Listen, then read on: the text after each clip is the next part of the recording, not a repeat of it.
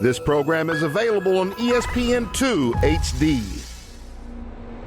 With X Games 13 just 1 week away, the rally racing field is almost complete. Halfway through the season, and the top 8 drivers have qualified. One more will be added today. This is Rally America.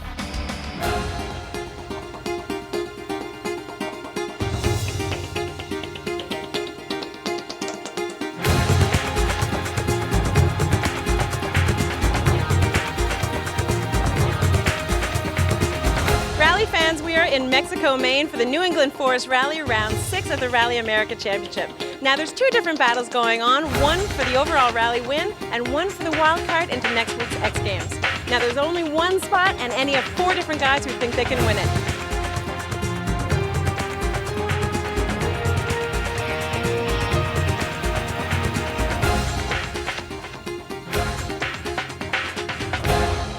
For round 6, the Rally America Circus moves to Maine for the New England Forest Rally. A couple of the regulars have chosen to save their cars for the X Games, but we've got a full field of 35 starters ready to go. I'm Paul Page with Natalie Richard and race analyst Bill Wood. Paul, New England is a 2-day event, 5 special stages with an excellent spectator stage on day 1. Then day 2 moves to Berlin, New Hampshire. 5 longer stages, logging roads the drivers love, rough and tricky and fast. Canadian rally champ Antoine Lestage is back. So is Irishman Seamus Burke and Latvian ace Otis Dimiters. They're obvious favorites, but we've got a surprise entry from North Carolina. Matthew Johnson is not in his regular car and he's stepped up to open class. Matt, is it enough to win?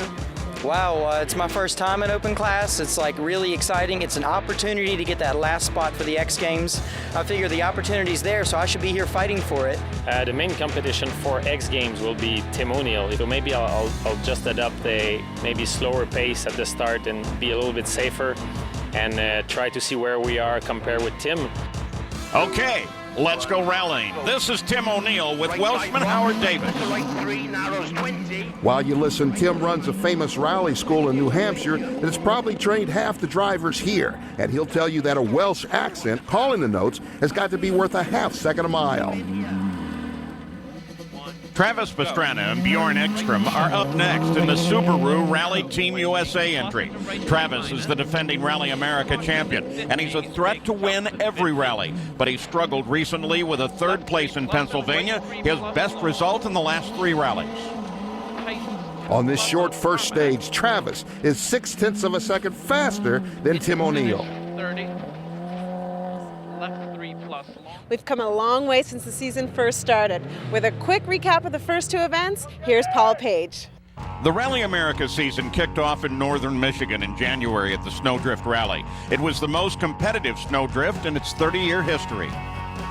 2 weeks ago I had no plans to be here, but when I started missing the snow and driving in it, I decided to see if I could make it work, and here we are. You couldn't call anybody a fool for putting their money on any of the top 8 cars. It's usually an ice type of event, and it was deep snow. It was great to see that kind of surface.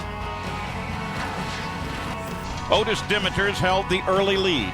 I'm speechless. Yay!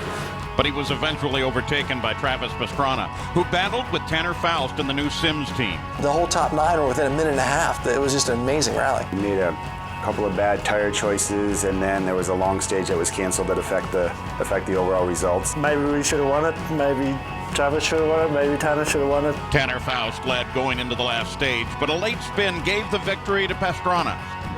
On the final stage, his winning margin, 6.3 seconds. The same cast assembled in Missouri 1 month later. Ken Block seems to own this event. Ken Block flat out dominated us, and it was really frustrating. Ken Block did very, very well there because I think he's very brave. I respect him for that. He keeps his foot down a little bit longer than some of the rest of us. All rally really is calculated risk. Just has to do with the commitment level that it takes to drive the really fast stages. I'm just looking at his lines going, okay, in the woods, in the woods, in the woods, and the guy's stage time was 20 seconds a stage faster. I'm like, you've got to be kidding. Block completely dominated, while trouble plagued his top rival. We lost a head gasket at shakedown, and we had to just run the rest of the event without it. So it was a disaster. And unfortunately, we had a mechanical failure very early in the rally, so we came away with that event with no points. This is the first event for us this year. However, we just had some bad luck. The engine sucked in some water at a water crossing, and that was our rally. Pastrana rallied to second place at the finish. Scored 2 for Team Subaru. Back in Maine at the New England Forest Rally now. The course is nothing like Missouri, but Ken Block is on maximum attack as usual. He loves this rally.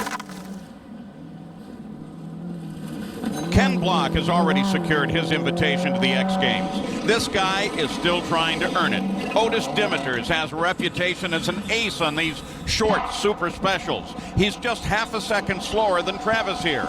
The X Games is going to be a short super special, but unfortunately for Otis, to get to Los Angeles, he's got to keep his car together for a full-length rally. This is championship leader Andrew Pinker from Australia and Englishman Robbie Durant reading the notes. Antoine Lestage usually competes with our own Natalie Richard in the Canadian Championship, but today it's super sub Mark Williams. If they win the X Games wild card, Williams will have had a big part in qualifying a quarter of the field. He's already helped Schwanier and Lageman. That extra loud cheering for the red Hyundai is probably Natalie. She wants to go back to the X Games, and Antoine is her ticket. Subaru Rally Team USA drivers set tied atop the leaderboard, but the entire top 6 under a blanket of just 1.5 seconds. Rally America on ESPN is presented by Subaru, always ready. It's what makes a Subaru, and by the new game Xbox Magazine calls the best racer on Xbox 360 yet, Dirt. Lots more New England Forest Rally when we come back.